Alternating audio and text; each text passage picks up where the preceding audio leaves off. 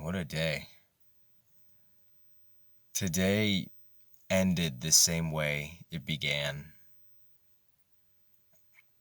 And when I drove to the creek today, I was sitting in my car and I pull up next to this truck and I look over and there's a woman crying in the front seat. And I'm just preparing my things to go commune with the water. And I see that she's in distress, in emotional turmoil, and she's wailing in the front seat of her car. And I have that moment of reflection of, should I say something or should I let this person have their moment? And this is something that is historically something that presents itself to me of whether to get involved or to bypass the situation. And I think a lot of us have those moments where we see a situation that we could implement ourselves in, that we could show up and get involved, and we have that moment of, is this the right thing to do? Would I be creating, more destruction, or is my presence unwelcomed?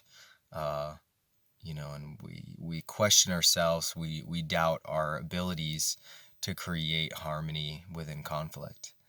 And so finally, I go through that process of hesitation and questioning myself, and I recognize that I need to at least say something. So I get out of my car. Before I get out of my car, what sparks me to get out of my car is I see that this woman opens her door and she throws herself on the ground on her hands and knees and is literally screaming and begging Jesus to save her. And she's crying and she is hysterical. And then I see that she gets up and she slams herself back into her car. And so I get out of my car and I lean over and I say, "Ma'am, are you okay?" She looks over and I can't describe the look on her face. It was just it was just instantly, I could tell that I could just feel what she was going through. I could feel how much pain she was in. I could tell that she was inebriated on, some kind of substance, and she was completely manically hysterical. And she starts, she leans over and she says, "Yes, I need help." Uh, and so I just listened to her. I asked what she's experiencing. I asked her, I said, "What are you experiencing? Why are you in pain?" And she just begins to tell me. She tells me everything. She just opens up and I allow her to scream and I allow her to feel whatever she's feeling. And I acknowledged her and her pain. I acknowledged that that she was in pain and I cared. And she said that she was, she said at the beginning that she was ambushed by her family or something like that. And you know, when you're in that situation, the best thing you can do is to listen and to validate whatever they say, whether you think that the person's crazy or they're making it up or they're misinterpreting their own reality, is not a call that you can make. The only thing that we can do is to show up and to be curious and to say that whatever they feel is valid. And that's exactly what she said to me and why she was so astonished. Like literally the breakthrough moment of that was when she looked at me, and it was almost like in a question, but she said, you validate my emotions." And I said, "Absolutely. what you are experiencing is absolutely valid, and you need to release, you need to feel all of it, all the pain. You need to express it however it comes out. That's okay, you know? And it was almost like she was in shock, and she literally thought I was an angel. And she gave me this drum. She literally gave me this drum. Um, and that was, I could feel that she allowed herself to accept and to recognize that she was going to be okay, and that the pain that she was feeling and the sorrow and the grief um, of her wounds and from her experiences were ultimately going to lead to something bigger, and that she was going to find herself again. But she just needed somebody to listen, somebody to care. And that just happened to be me. So, and of course today's Beltane. So today would be a crazy day. So a bunch of events later, and at night, another event happens. And this one is a little more volatile. And without getting into details, a friend of mine is experiencing anger, and he's a male, and he's not controlling his anger, and he's lashing out on other people. So somebody comes to me crying and is in distress because they're afraid that this person is going to hurt them, and she doesn't know what to do. So we find resolve, at least in the moment, of protection and security, and knowing that this too shall pass. And then I go to confront the person, and this is something that I haven't. This was kind of my first exercise with it, dealing with somebody in the midst of experiencing unprecedented anger and wrath. And I've written about it quite a bit because I experienced this, where when someone is in this extreme experience of anger, a lot of times it consumes their perception of reality, and it literally feels like everyone around them is trying to attack them.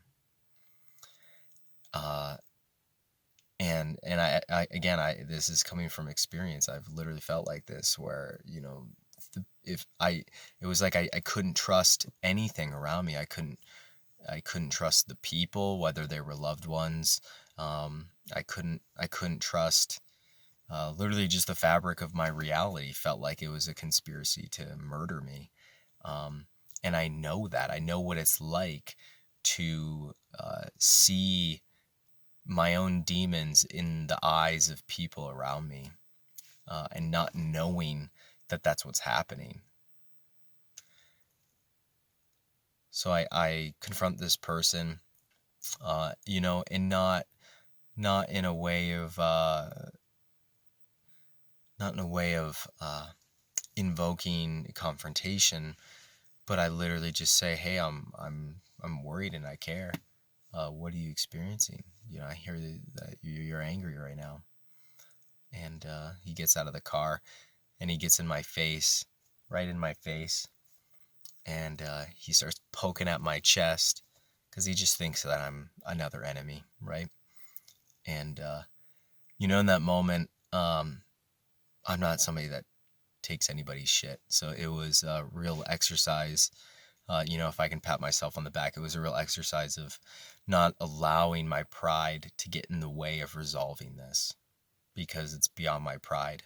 And I recognize that this person is a brother and is experiencing something that I've experienced too, and to a degree that really hardly anybody comprehends. They don't understand it. They don't understand what it's like to literally see their own demons in the eyes of others and to feel like everyone is out to get them. So knowing that this person doesn't trust what I'm saying, they don't trust my reason for being there. They don't, they're lost in their own paranoia, thinking that, everything's out to get them. So, it took several minutes, several interactions going back and forth, of,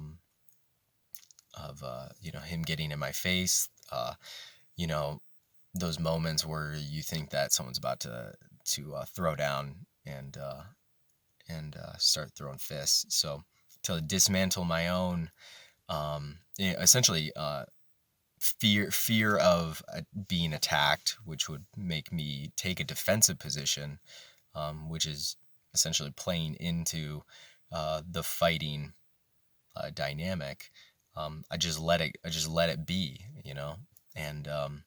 and I said, cutting right through it, I said, oh, what did I say? I said a lot of things, and but really the essence of what I was able to get through was I know that right now you don't trust me in this moment, but I'm not an enemy, and I know what it's like to experience reality where you can't trust anyone, where you think everyone's out to get you.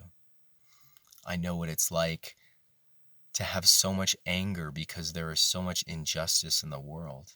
I know what it's like to feel what you're feeling right now because I've been there. And I related to him. I related from my own experiences. I related with everything that I said earlier, feeling what it's like to not trust anybody, to feel like everyone's out to betray you. And I told him, I said, I'm not here to deceive you. I'm not here to wound your pride. I'm not here to tear you down. I'm here because I see that you are a powerful person. I see that you are going to be a teacher one day.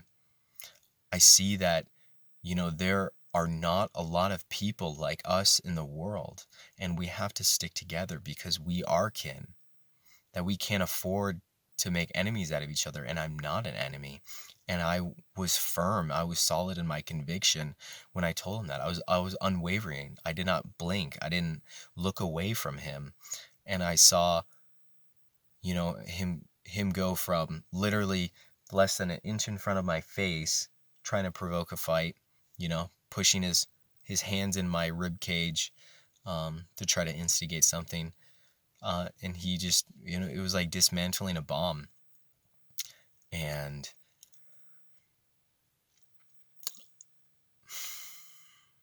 yeah, I saw the bomb dismantle for a moment, and I saw him relinquish his desire to fight me, and I saw him listen. I saw him listen for probably the first time in his life when he's in that state. Somebody that actually was there unwaveringly and giving him the benefit of the doubt that, the reason why he feels the way that he does is valid to an extent, not validating the projection of that anger that can destroy your relationships with people and uh, the connections in your life, but that the root of it is real and it's valid, and that comes from a good place. So I invoked that in him, and I saw it work. Like I said, it was like I saw the bomb dismantle, and he started to tear up, and he gave me a hug before he walked away. But I was firm. When you're in that situation, it's not something for the weak-blooded. Just being real. Um, because you have to be willing to take the hit. And that's why I straight up told him, I was like, you want to fight me right now? I'm not here to fight. If you want to punch me in the face, you can punch me in the face, because I don't care. I don't care. I'm not here to fight. I'm not here to hurt you. I'm here because I care, and that's the reason why I'm here. And it was just straight conviction and truth. Nothing I said was fake. I wouldn't be able to fake it. Can't fake it. And wow, what a day, Beltane. So, really the essence of this is you just never know how you can show up for somebody. When you see that person who's like all alone, you see that person in distress, you see the person who is in turmoil and paranoia, who's angry or whatever, just recognizing that they're like that, because this is a dense, hard world, and we're up against a lot of things right now, and that's real. It's undeniable. And the more that we can start, putting our swords down and start listening and showing up for each other, we are the angels and demons. We have it all. And when we show up and we give each other the benefit of the doubt, and we stop being afraid of people who are experiencing turmoil. If I was afraid of that woman who was just going crazy in her car, who knows what would have happened. I've gotten that reflection. I've had those people who came to me and said, I was going to kill myself. And literally the conversation we had saved my life. And that's why I get involved every time. Because you never know how you're going to change someone. You never know how you're going to show up, how your presence and how your care is going to affect the situation or another person's life, because we're here as harbingers of these truths, and that's the best medicine that we can bring. That's the exact medicine that's needed. So I just want to remind everybody of their duty here for each other. We are each other's keepers, and we need to start acting on it. So thank you. I hope this inspires you to take action, to show up. You never know what you're going to say. I don't even think about it anymore. I just show up and start rolling with it. You just wing it. If you don't know what to say, listen, ask a question. Just try to understand the situation even more. Most of the time, it's not what you can say, but it's how much you can hold space for what's already there, for what hasn't been held ever. So I hope you all are having a wonderful day. I'm totally, absolutely positive that you all are experiencing all these tests and overcoming challenges and working through fears and learning to exercise our capacity to get involved and to create harmony and to create healing for the world and for each other and for ourselves. So thank you so much for doing all the work. I'm ready for bed. And hopefully I can actually feel rested. But, we'll see what that turns into. So I digress. I hope you all are having a wonderful night. And I'll, monologue soon. Ciao.